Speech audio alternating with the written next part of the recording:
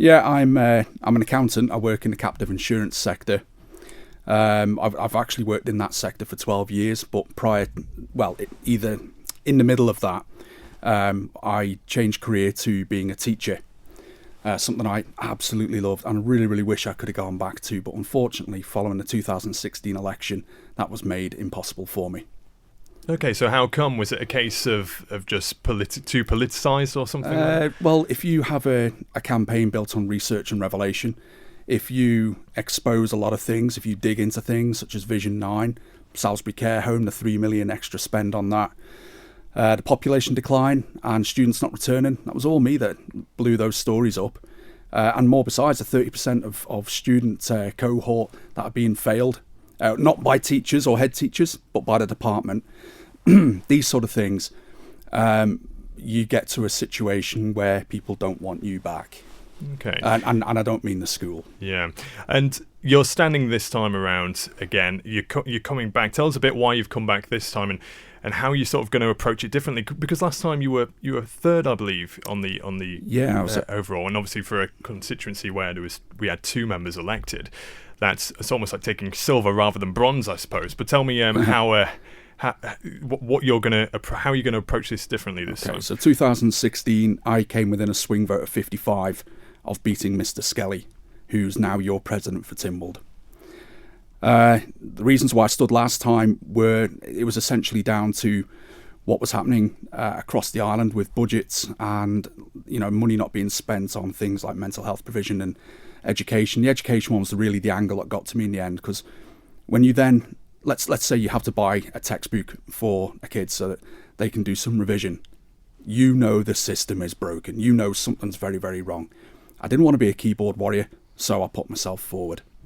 And education reform, you've mentioned that before. I noticed earlier, actually today, you'd taken the pledge. The National Association of Head Teachers came out with this sort of manifesto saying, telling candidates, add this if you believe in education reform. Is that going to be your poll priority, do you think, or perhaps something that's going to be at the core of your campaign? It's right up there as one of my main priorities. So The reasons why I stood last time exist today. That's why I'm standing again. You need someone in there who's going to fight for you. I want to be that person. I know I can be that person. I've exposed a lot of stuff over the years. And one of the things I want to do is I want to fight for education. We need to. We're moving from the 3rd Industrial Revolution into the 4th. We need to find a way to have students move from the existing structure into a structure that suits them. So we're not losing that 30% of every GCSE cohort. We're creating pathways for students. So I feel like Key Stage 9 is the opportunity to change things. We can introduce more STEM-based subjects and pathways. You can do that through a BTEC structure, and you can also do it through more sort of vocational and some other more sort of academic strands. I was talking to a lovely lady who really knows her stuff on climate, and she went to a school in the UK and they'd taken the decision to go STEM, and it just opened up her whole world. And I think we need to be doing that, because a lot of the jobs now aren't going to be there in 10, 15, 20 years. We've got coronavirus pandemic fallout. People are going to lose their jobs there. So obviously we need to retrain. That's another topic. But we need to be getting our students into a position where they can take the jobs of the future. We also need to get them into a position where if they're going to go to university, they're going to be thinking, the Isle of Man really set me up. I want to go back there. And for a sort of service-based industry that we have on the island, you yourself are an accountant in the finance industry. So do you think there needs to be more focus then on vocational courses? You mentioned STEM. 100%. So where do you think the jobs would lie then? If you're concerned about retention, obviously at the moment, if you're talking about a 4th industrial revolution and sort of a green a march towards greener technology, at the moment springs to mind, wind turbine factories in Hull, that kind of thing. How do you expect students going along that pathway to stay on the island if there's not jobs here for that? Well, that's the whole thing. There isn't the jobs for them. So if you go back to if you go back to why I'm standing, if you've had a look at my Facebook page, you'll see my literature. You see the 4 pillars: sustainable island, diversifying the economy, budget reform, education reform, all on a platform of public mental health and increased youth engagement, wrapped up in civil service reform. That's essentially it. That's my national manifesto. Now, in terms of having these students return to us, Luke, we've had conversations with people before.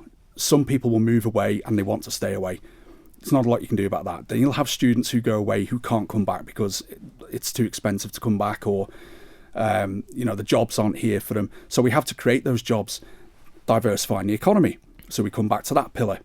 So we diversify the economy. We're looking at, and I mentioned all this last time, AI, robotics, all these things, they're out there. They're industries we can have. Even if you break it down to simple engineering, obviously engineering is not simple, but you get my drift. Engineering. You mentioned the factories creating the wind turbines in Hull. Well, we don't have to have that necessarily, but we can create components over here. So we're linking up STEM then, aren't we? Because we're talking about engineering. Okay, and your priorities, are you keen to keep them quite tightly bound? Are you keen to sort of say, here's my 4 pillars like you mentioned there, and not cast your net too wide and overpromise, I suppose? No. So what I'm proposing is, and I've really thought about this, because at the moment you've got the programme for government, and the way things work is candidates are elected, they select a chief minister, he selects a council of ministers, they work on a programme for government, and then Tynwald votes on it. That's not the way the programme for government was supposed to be brought in the first place, by the way. What I'd like to do is, and I'm putting this out to all candidates now, if you're elected, and if I'm elected, I would like to work with you on a Safeguarding the Future bill. This bill incorporates what I'm talking about, if you all agree to it, of course, elements of what you're talking about. We come to a collaborative approach, which is based on the research we've done and the people we've spoken to, the people of the Isle of Man, and we create a bill which becomes an act which creates a binding framework for government, which includes government reform, which includes budget reform, and so on and so on. So we're giving the island back to the people. We're reclaiming the island. I'm very passionate about this. Sounds like you are, certainly. Obviously, over the last 5 years, you've been in your job. You've had to sort of watch this current administration, the outgoing administration, go about their doings. How do you feel they've handled it over the past 5 years, if that's not too broad a question? No, it's fine. I can answer that question. I'm not being political when I say I think there have been challenges which have been unprecedented. We know we're living through one right now. It's been difficult for this administration to pick up from the Bell administration, which was not a good one. There was a lot to pick up, and I feel like we've been failed. And without getting too hung up on green issues, which are extremely important, and that's part of my Sustainable Island element, there hasn't been the action on that. And we've had the IPCC report come out this week, and to be honest with you, it's frightening the living daylights out of me. So I've been to some climate meetings of my own, and also the briefings, and they've come up with these scenarios. I will circle back to your point, by the way. The scenarios, and scenario 3 looks like the best one, which solves the energy trilemma for us. The only problem is it doesn't get us to zero carbon, because you still have biomass, so we need a solution for that. But I feel like that's come at the end of an administration instead of at a beginning. So, sorry, just refresh me on the question. So I was asking you how you felt about this outgoing crop and how they've handled the situation. Obviously, climate change has been an issue, though, I suppose. But let's talk about perhaps one thing you've mentioned in your social media and in your sort of announcements that you were standing is transparency. Yep. You're very keen on an open, transparent government, and you mentioned that this government has been quite skirtish of, if that's even a word, of questions in the media. Yeah, so they are skittish of questions. They dodge them. They don't like them. When we're talking about how do I feel this government has done, I don't think it's done very well. And for me, I feel like it's the chief secretary that runs the island. It's not the chief minister. That's not a good state of affairs. So how has this government done? Not very well if it's a civil servant running the island and not the duly elected representatives. So in terms of transparency, like you'll see from the stuff that I've revealed over the years, that I've dug into situations, found stuff myself, and I've revealed it. I've been transparent. So I've been consistent over the years. I've done a lot of work behind the scenes, which has actually saved the taxpayer millions. And this is some horrific stuff that's been going on in the past that's been hidden. And even yesterday I had a conversation with someone for about 2 hours and I found out 2 more things. And the list is endless. I don't like the way our government conducts itself. I feel like it hides behind things, and I feel like it dodges questions, and I feel like they double down on lies as well. They do tell lies. We need to get back to being transparent. We need to get back to telling the people what's going on, telling them the state of affairs. And if it scares people that we've got budget shortfalls, then it scares them. But at least they know the truth, and then we can collaboratively work together on solving these issues. And that's what we need to do. We need to be a government that works together. We need to be a government that respects people. Do you consider yourself a whistleblower over the past 10 years? You mentioned you exposed certain issues. Not a whistleblower, because that makes me sound like I'm habitually blowing the whistle for hate's sake or something. It's not about that. I can't stop myself from helping people. Okay, I know it sounds really cheesy, but that's just who I am. It's the type of person I am. I find out things come across my desk, and if I feel it's important enough to investigate, I will investigate it. And do you think that attitude could perhaps get you into trouble if you ended up in Tynwald Court? Well, I'm not in teaching anymore, so I'm already being in trouble. Right. So you're not worried about sort of the wrath of government comms if something came across? You'd be able to stand up to them? I welcome that. Right. I welcome that challenge, and I will push back. I am undeterred by them. They will not crush me or silence me. I will fight for people. That's what I'm about. And it's not, and I know I possibly sound a little bit aggressive when I'm saying that, but it's passion.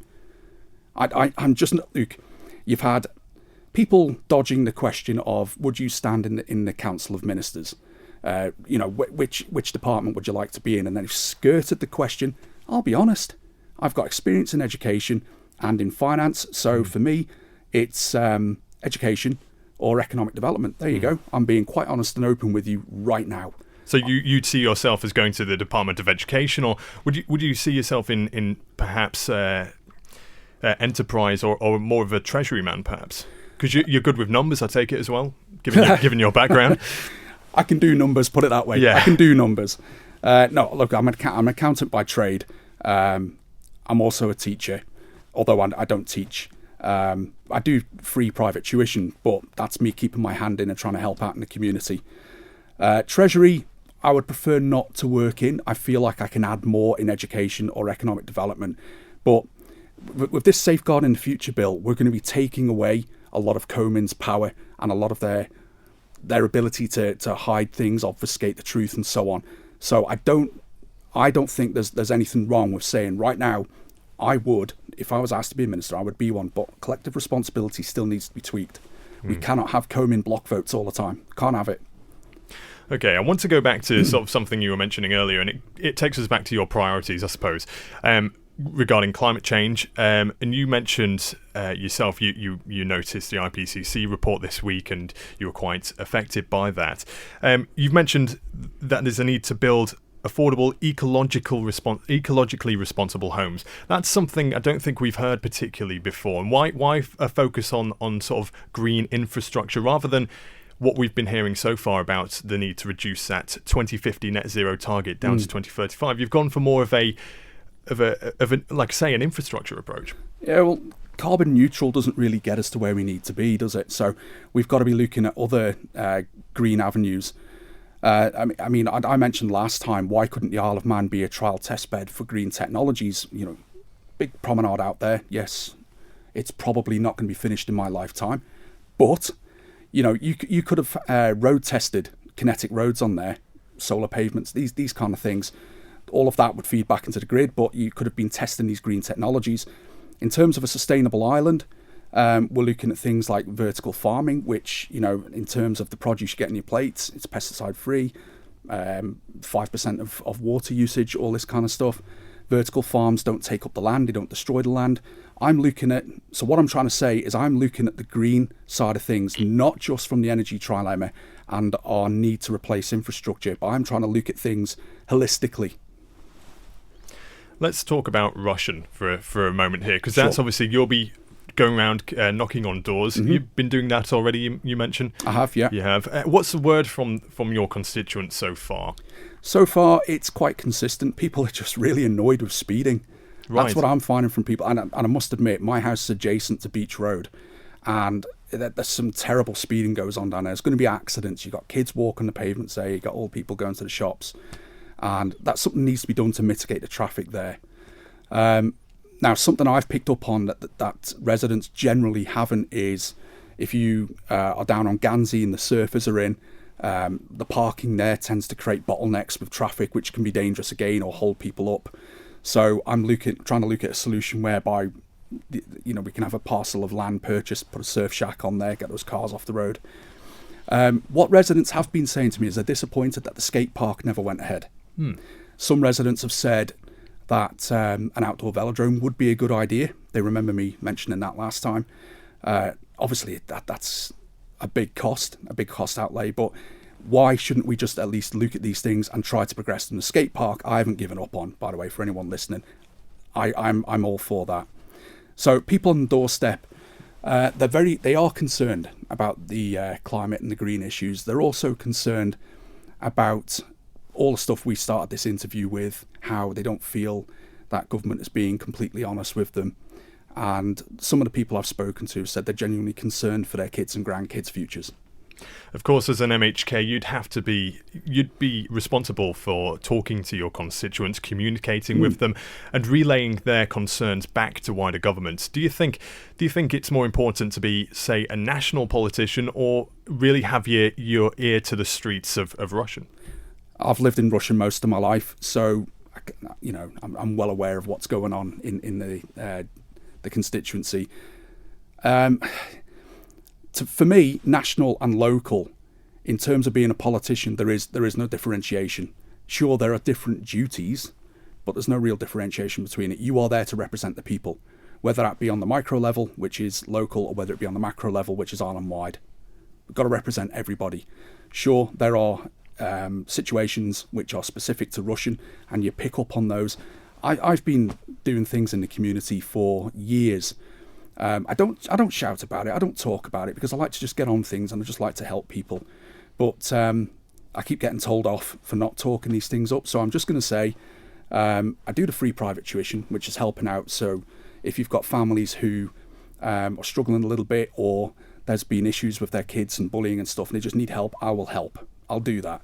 And then the Spirit of Rushen Facebook group I set up during the lockdowns because there was no leadership in the constituency aside from Rushen parish commissioners.